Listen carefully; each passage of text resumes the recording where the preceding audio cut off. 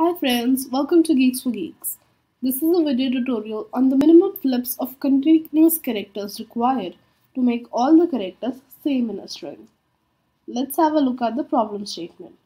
Given a string consisting of ones and zeros, in one flip we can change any continuous sequence of the string. Find this minimum number of flips so the string consists of same characters only.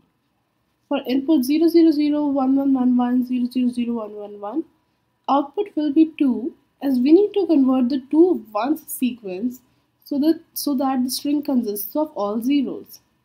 Similarly, for input 010101100011, output will be 4.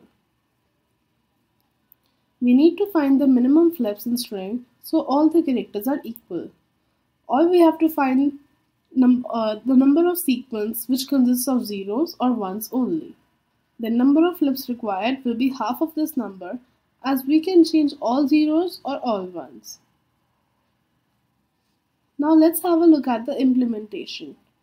Define last as an empty character and int result as 0. Traverse through the string, and if last character is not equal to string I, increase result. Update the value of last as string I. Finally, return result by 2 to return the minimum flips. The time complexity of this solution is order n as there is a single loop in it. Thank you for watching. Please leave us your likes and comments.